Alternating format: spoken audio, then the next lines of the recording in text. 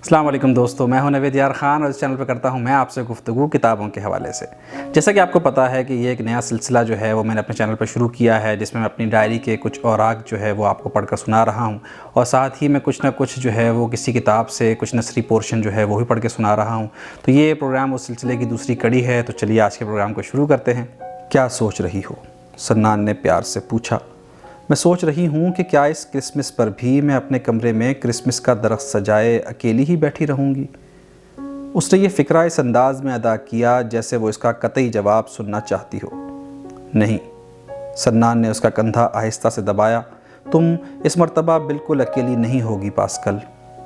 اس کا مطلب ہے کہ وہ ایک دم سیدھی ہو کر بیٹھ گئی۔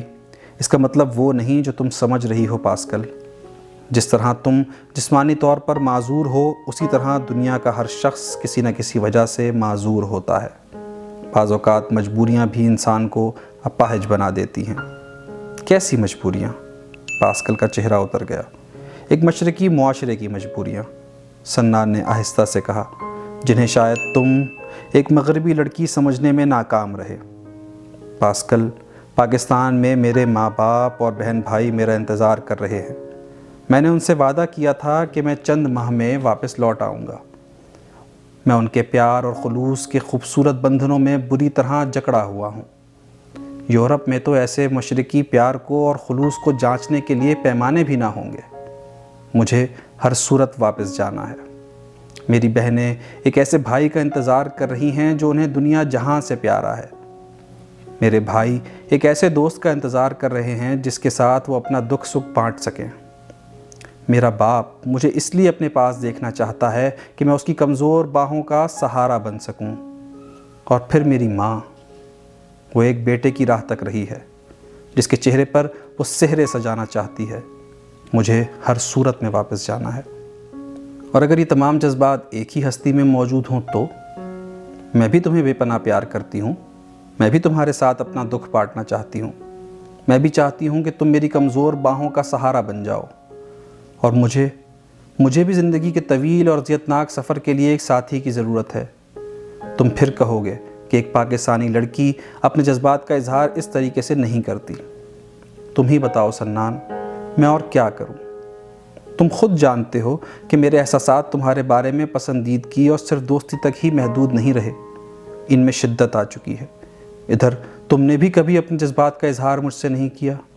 سنان، اگر تم صرف مجھے ایک مرتبہ یہ کہہ دو کہ تم مجھے پسند نہیں کرتے تو میں ابھی اسی وقت یہاں سے چلی جاؤں گی۔ لیکن اگر تمہارے دل میں میرے لیے تھوڑی سی جگہ بھی ہے تو پلیز کہہ دو، میں ترس گئی ہوں۔ پاسکل، تمہیں معلوم ہے کہ پیرس آتے وقت گاڑی میں نے ہی تم سے ملنے کی خواہش کا اظہار کیا تھا۔ سنان بے حد سنجیدہ تھا اور رک رک کر باتیں کر رہا تھا۔ ایک خواہش جو پسندیدگی سے شروع ہوئی، پھر تمہاری طرح میرے احساسات بھی پسندیدگی اور دوستی کی حدیں عبور کر کے ایک طوفانی کیفیت سے دوچار ہو گئے۔ میں تم سے اپنے جذبات کا اظہار جان بوجھ کر نہیں کرتا رہا۔ مجھے معلوم تھا کہ میں ہر صورت یہاں سے چلا جاؤں گا۔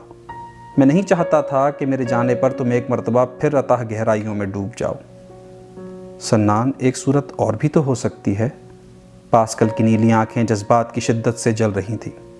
سنان نے اپنی ہتھیلی سختی سے لبوں پر جما لی۔ اسے معلوم تھا کہ پاسکل اب کیا کہنے والی ہے۔ میں جب تمہیں پیرس میں رہنے کے لیے کہتی ہوں تو اس کا یہ مطلب ہوتا ہے کہ تم میرے پاس رہو۔ اور اگر تم میرے پاس رہو، کہیں بھی، کسی شہر میں بھی، لاہور میں؟ نہیں پاسکل، سنان نے قدرے درستگی سے کہا۔ مگر کیوں؟ میں تمہارے ساتھ چلنے کو تیار ہوں۔ پیرس میں دریائے سین کے کنارے آج شب یہ حسین منصوبے بنا لینا بے حد آسان ہے، مگر وہاں لاہور میں گوال منڈی اور چوٹا مفتی باکر جیسے علاقوں میں زندگی بسر کرنا بے حد دشوار ہے۔ میں ایک درمیانے درجے کی حیثیت کا انسان ہوں۔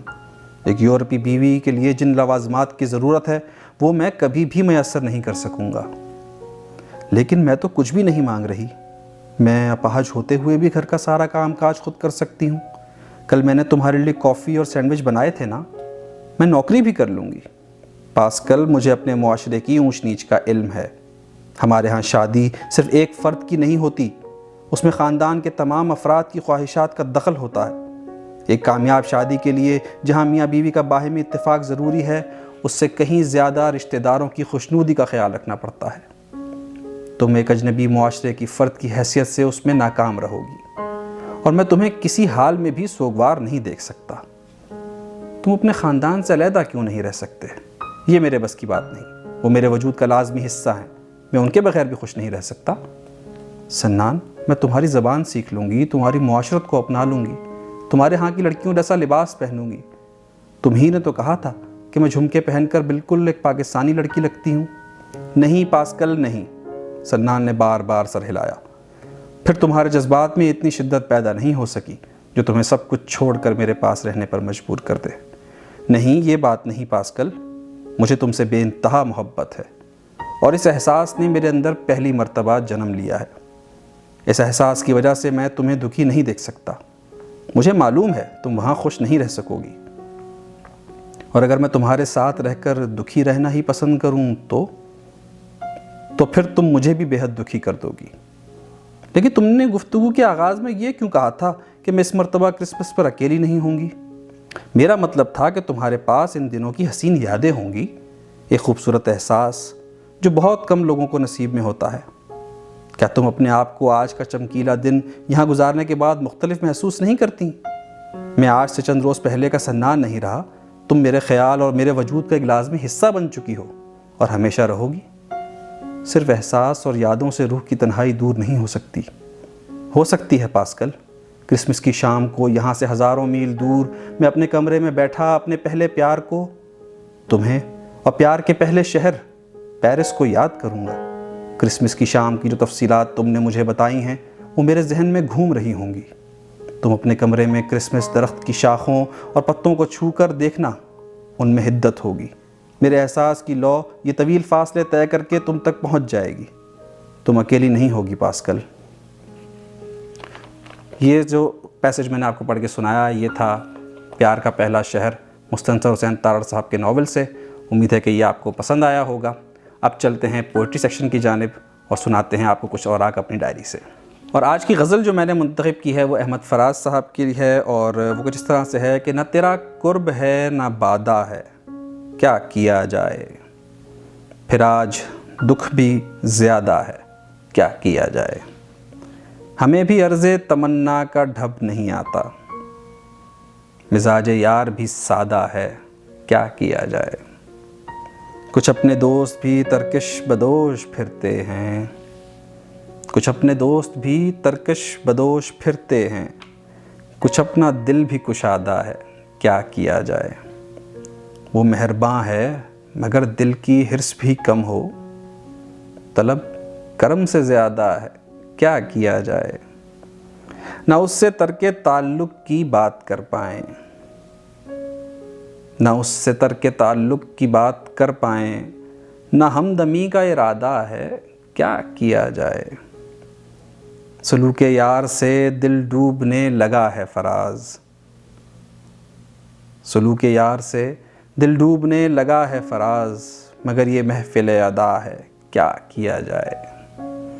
یہ تھے احمد فراز، اور اس کے علاوہ ایک اور نظم جو میں آپ کو سنانا چاہوں گا وہ کچھ دن پہلے اتفاق سے میرے پاس آئی اور میں نے اسے اپنی ڈائری میں لکھ لیا ہے۔ وہ اس طرح سے ہے، نہ جانے کون سے لمحے میں ہم مٹی میں مل جائیں، نہ جانے کون سے لمحے میں ہم مٹی میں مل جائیں، چلو کچھ کام کر جائیں، کسی کے کام آ جائیں، کوئی رستہ سجھا جائیں، کوئی بستہ تھما جائیں، کسی کی رہنمائی اور کسی کا گھر بنا جائیں، کہیں فکری ضرورت ہے کہیں عملی ضرورت ہے، نئی فکریں جگا جائیں، چلو کچھ کام کر جائیں، ابھی بھی وقت ہے یارو علم و فن کے ہر کارو، جو سیکھا ہے سکھا جاؤ، جو دیکھا ہے دکھا جاؤ، رسائی سوچ کی اپنی گلی کوچوں میں پھیلاؤ، فروغ نسل کی خاطر ذرا سا وقت دے جاؤ، کوئی تبدیلی لے آئیں، چلو کچھ کام کر جائیں، منو سلوا نہ آئے گا، زمانہ نوچ کھائے گا، خودی کو جو جگائے گا وہی تو آگے آئے گا، محض باتوں سے تبدیلی کوئی بھی لا نہ پائے گا، تمہیں امید اول ہو تمہیں سے رنگ آئے گا، سبق آموز ہو جائیں چلو کچھ کام کر جائیں۔ تو یہ تھی آج کی ایپیسوڈ، امید ہے آپ کو پسند آئی ہوگی۔ اگر آپ نے اس ویڈیو کو پسند کیا ہے اور آپ یہاں تک پہنچ گئے ہیں تو ایک لائک کا بٹن دبا دیجئے، اور اس سے مجھے بہت موٹیویشن ملتی ہے۔ آپ کے کمنٹس کا میں منتظر رہتا ہوں۔ میرے چینل کو سبسکرائب کرنا بھی نہ بھولیں۔ نئی ویڈیو میں پھر آپ سے ملاقات ہوگی، تب تک اپنا خیال رکھیے، خوش رہیے، اللہ حافظ۔